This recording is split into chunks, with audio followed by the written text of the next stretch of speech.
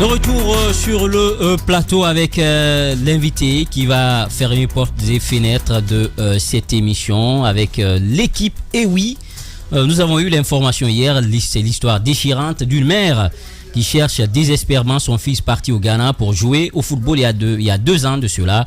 Sur la recommandation d'un ami, depuis lors, elle n'a plus de nouvelles de lui et c'est extrêmement inquiète, convaincue que son fils n'est pas seul dans cette situation difficile. Elle a décidé de prendre parole ce matin chez nous.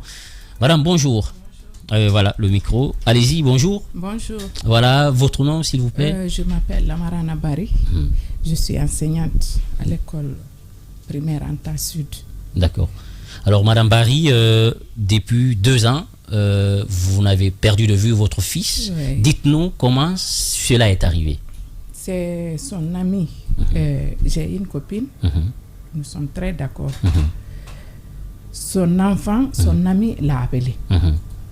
Dès qu'il est, on ne te dit pas de faire quoi. On te dit qu'il y a une opportunité de jouer au ballon au Ghana. Lui, il était à Kindia. Moi, mon enfant étudiait à Mamou, université. Il faisait 2e année, université mécanique. Et Ibrahima est parti. Dès que Ibrahima est parti, quand il arrive, on te demande de l'argent. Ma copine est venue en pleurant. Et on a demandé l'argent. Nous, on n'a rien. Nous, on ne savait pas que c'était de l'argent. On a dit d'abord, avant que l'enfant rentre dans une maison, il faut payer 15 millions. J'ai dit, comme il est parti, j'ai dit, si c'est une bonne chose il faut dire à son père, vous allez vous battre. Ils ont fini de payer l'argent là. Après, on lui dit, il faut payer encore 35 millions. Et moi, elle est venue encore. J'ai dit, ma chérie, j'ai dit, moi, je ne peux pas. Moi, comme je sais déjà, je vais dire à mon enfant de ne pas, comme il veut jouer, de ne pas jouer d'abord, d'attendre jusqu'à il va finir. Ça lui reste 2 ans. Il va finir l'université. Après, il va faire ce qu'il veut. C'est comme ça, ils se sont appelés. Il y a un monsieur de là-bas qui s'appelle Kofi. Il me dit, bonjour, il m'appelle numéro de... Je pensais que c'est des arnaqueurs aussi. Effectivement, il m'a dit, madame, vous allez bien? J'ai dit, oui, vous êtes la maman de Tchernosa de Moumini? J'ai dit, oui, je suis la maman de Tchernosa de Moumini. Il dit, Moumini a gagné. J'ai dit, comment il a gagné?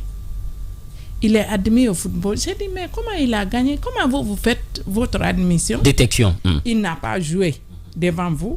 Il n'a rien fait. Il dit non, c'est comme ça, c'est comme ça.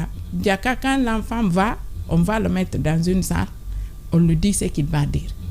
Après, Ibrahima m'a appelé. Il dit, Néné, c'est vrai, il est admis. J'ai dit, moi, je n'ai pas d'argent. Il dit, Moumini ne va pas.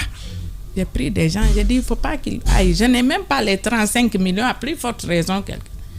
Mais mon enfant a suivi son ami, comme il voit que je suis très d'accord avec sa maman. Lui aussi, il est parti, il était à Mamou parce qu'on envoyait de l'argent à Mamou. Son frère a envoyé chaque fin de mois de l'argent pour ne pas qu'il meure de faim. C'est sa première fois de sortir dans ma maison même pour aller à Mamou.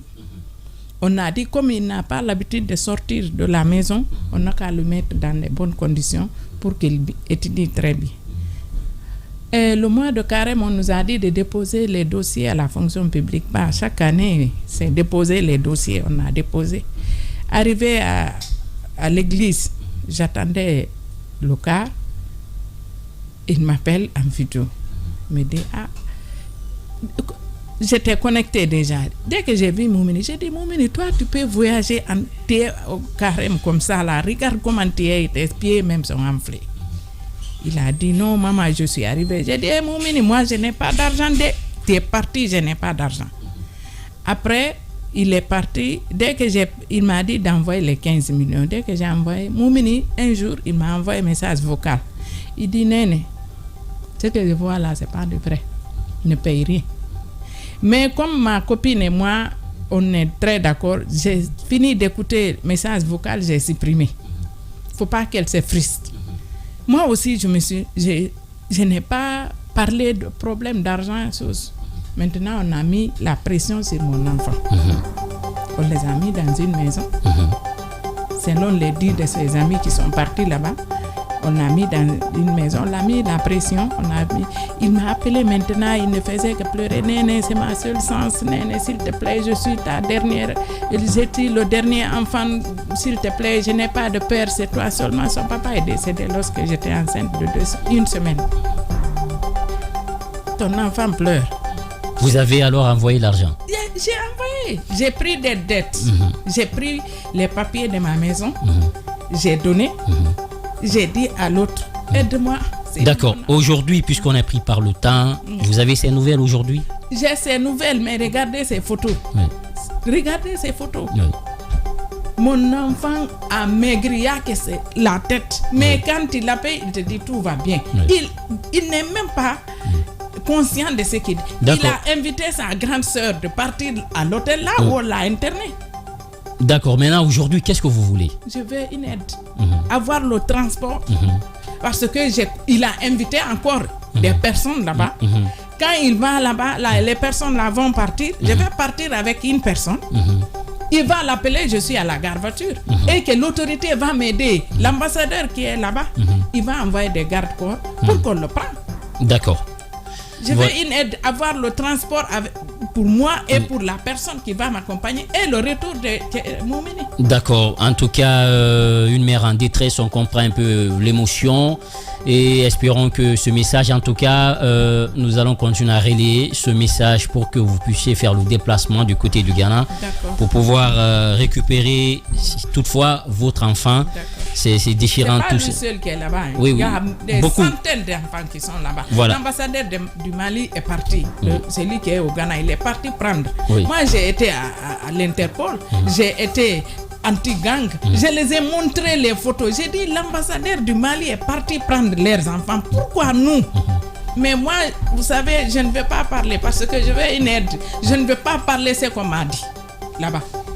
D'accord. J'ai dit, amenez-moi alors, c'est le président. Lui, il peut me donner mon transport. Quand je viens pleurer sur ses pieds, il va me donner.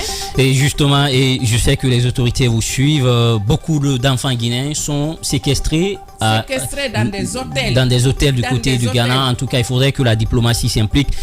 Pour leur retour, merci beaucoup, merci et bon courage à vous. Merci à toute l'équipe. Merci également à la Sansako. Portez-vous bien où que vous soyez. On se retrouve la semaine prochaine. Si Dieu le veut bien. Au revoir.